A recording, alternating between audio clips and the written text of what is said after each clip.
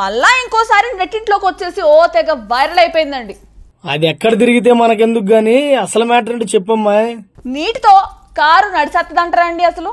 అట్టా నడిస్తే ఈ పాటికి నేను 7 కార్లు కొనేసేవాడిని, రోజుకో కార్లు తిరిగేవాడిని. ఇలా చూడబ్బే, ఓకే అలా నీటితో కాని కారు నడితే మనలాంటి వాళ్ళు కొనేలాగా ఆ రేట్ ఉండదులే. అయినా ఎందుకమ్మా, నీరు బాగానే దొరుకుద్ది కదా. నీ బ్రెయిన్ అంతే పనిచేసిద్దిలే, అందుకే. అదేంది అట్టా అంటున్నావు?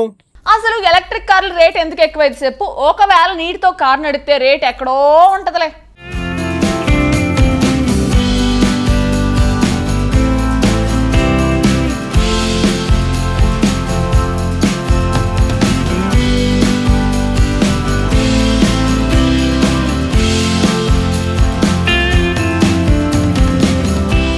కార్లు నడవాలంటే వాటి ట్యాంకుల్లో డీజిల్, పెట్రోలు నింపుకోవాల్సిందే, లేకపోతే ఒక్క అంగుళం కూడా నడవవు. ఇప్పుడు సిఎన్జితో పాటు ఎలక్ట్రిక్ కార్లు కూడా వచ్చేశాయి. కానీ నీటితో కారు నడుస్తుందంటే నమ్మడానికి కష్టంగానే ఉంటుంది కదా. కానీ నమ్మించేలా ఉన్న ఓ వీడియో సోషల్ మీడియాలో వైరల్ అవుతుంది.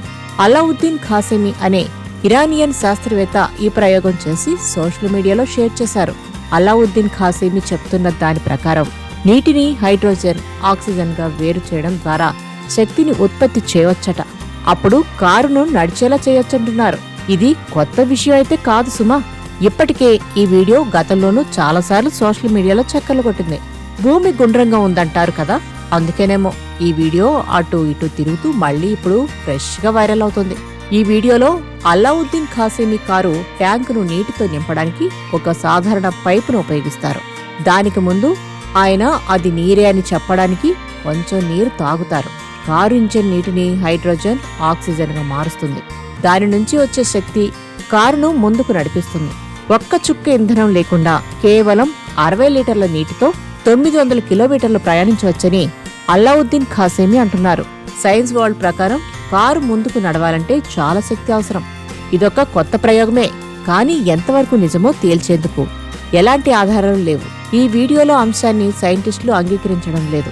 థర్మోడైనమిక్స్ 2వ నిమిషం ప్రకారం నీటి అణువులను హైడ్రోజన్, ఆక్సిజన్ గా విభజించడానికి అవసరమైన శక్తి ఆ హైడ్రోజన్ ను మండించడం ద్వారా పొందే శక్తి కంటే ఎక్కువగా ఉంటుంది.